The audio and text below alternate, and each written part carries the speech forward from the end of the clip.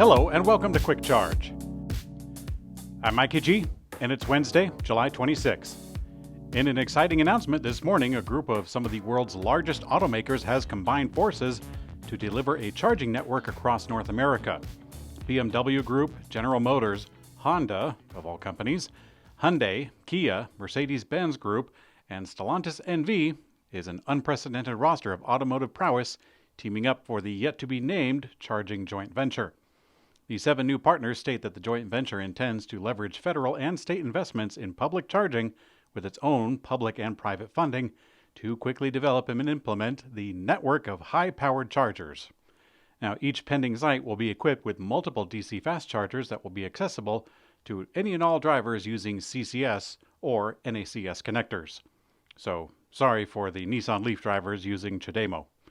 Beginning later this year, the newest joint venture intends to at least have 30,000 new chargers to the tally sheet and is already vowing to deliver an experience that is, quote, seamless, vehicle integrated, and supported by the quality, reliability, and resources of the world-leading automakers. Now, the network will also be powered by 100% renewable energy and offer plug-and charge capabilities for vehicles that support it. The initial plans for the network will see fast chargers installed in metropolitan areas and along major highways in North America, including connecting corridors and vacation routes. It will also offer canopies, restrooms, food, and retail services where reasonable. The joint venture says that work on the new fast charger network will begin later this year, with the first stations expected to open in the U.S. next summer. Tesla appears to have shut down the Fremont factory as little activity has been spotted at the plant. During Tesla's second quarter earnings report, Elon Musk said that Tesla is expecting production to be lower in the third quarter as a result of factory shutdowns. He didn't elaborate on which factories, beyond saying global factory upgrades, but the Fremont factory and Shanghai are top contenders because they produce the Model 3, and Tesla is expected to soon upgrade the vehicle, which would require factory upgrades. But now a new drone flyover video of the Fremont factory shows very little activity at the plant, all but confirming the shutdown. There's over 10,000 people working at the factory, and generally the parking lots are full and there's a lot of activity around the grounds. As for upgrades, you can see them happening in the video, actually. For example, Tesla appears to be building foundations for a new gigapress.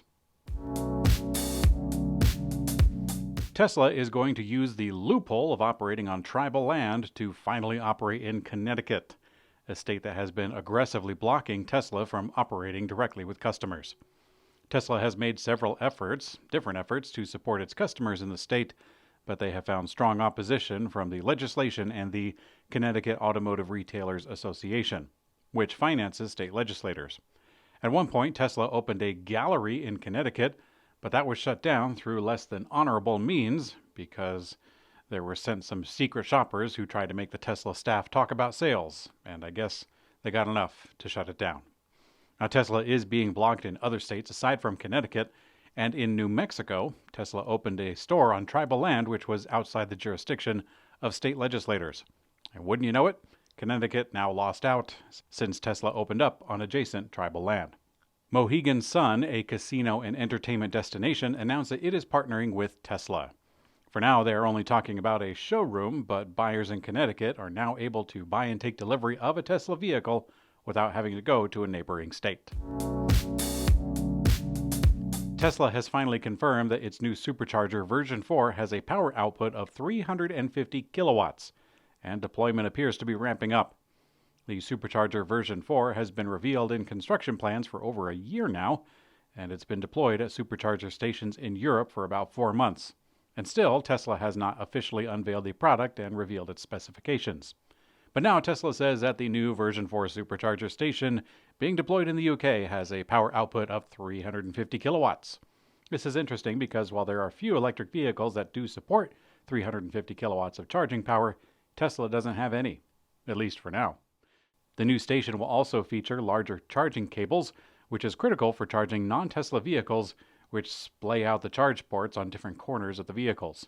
The new stations are also believed to be important for the Cybertruck, in which Tesla said would have a higher charging capacity. A bit of a public service announcement from the team at Electrek. If your Tesla starts to smell like cheesy feet, here's what to do. The cause comes down to the air filter, which can be replaced by the user. It's not as easy as my old Monte Carlo, but it's worth a good college try. To gain access to the filter, take out the front passenger floor mat, remove the passenger panel from the center console, pop out 4 plastic caps holding the bottom of the glove box in place, and then take out the retention cord, and you're almost there. Use a T20 Torx bit screwdriver to remove the plate holding the filters in place, and voila! You can now replace the air filters, of which there are actually 2. Reverse the process to button up your passenger seat, or you can leave it open if you want to show off how handy you are. Stellantis posted its results for the first half of the year, showing a 24% rise in global electric vehicle sales. Ahead of its North American EV offensive, the Stellantis CEO, Carlos Tavares, said that the automaker's margins were better than that of Tesla and General Motors. Now, one of those isn't hard to believe, but let's take a look. Revenue rose for Stellantis 12% year over year to 98.4 billion euros or $109 billion, while net profit came in at 10.9 billion euros, $12 billion. Operating income, which many look to determine profitability, was 14.1%. Stellantis sold roughly 169 electric vehicles globally during the first half of the year, up 24% year over year, and a lot of that with new electric products on the market. Electric vehicles are very difficult to make profitable, and many automakers lose money, and Tesla is actually one that bucked the trend with an operating margin that actually fell from a peak of 17.2% last year to 9.6% in the most recent quarter. It's still strong compared to the industry average, but for a company whose leadership, meaning Stellantis, they actively complain about electric vehicle mandates, it doesn't seem like a bad idea if they're going to be doing so well with their electric programs. The U.S. is Stellantis' largest revenue driver, where it makes the most money, and Tavares previously mentioned that he would likely need to expand the manufacturing footprint here and potentially make even more in the domestic market overseas. Or I guess overseas from here, meaning over in Europe. Which way is Europe? Is it that way? Or is it that way? Despite sales of its only electric car falling in the first half of the year, Porsche is standing by its EV sales target for the year of 2023. But then again, the automaker is also warning that supply chain disruptions could remain an issue for EV growth. After the Taycan sales had fallen 16% last year to 34,801 units, Porsche attributed it to supply chain bottlenecks and limited component availability. This trend has continued this year, with the Taycan EV slipping another 4.7% in the first half of the year.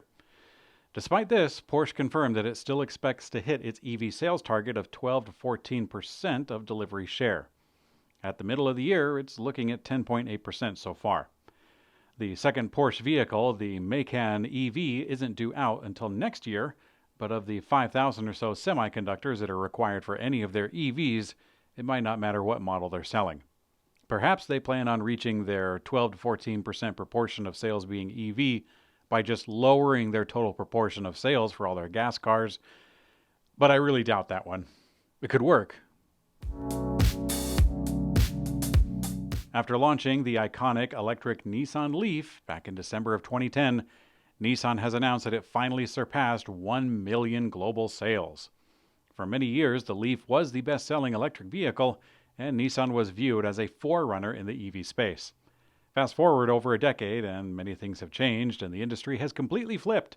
Nearly every major automaker has or is planning to release its own fully electric car. Many are already working on their second or third generation. But meanwhile, Nissan has failed to update the compact EV, the Nissan Leaf, in recent years, and sales have drastically slowed.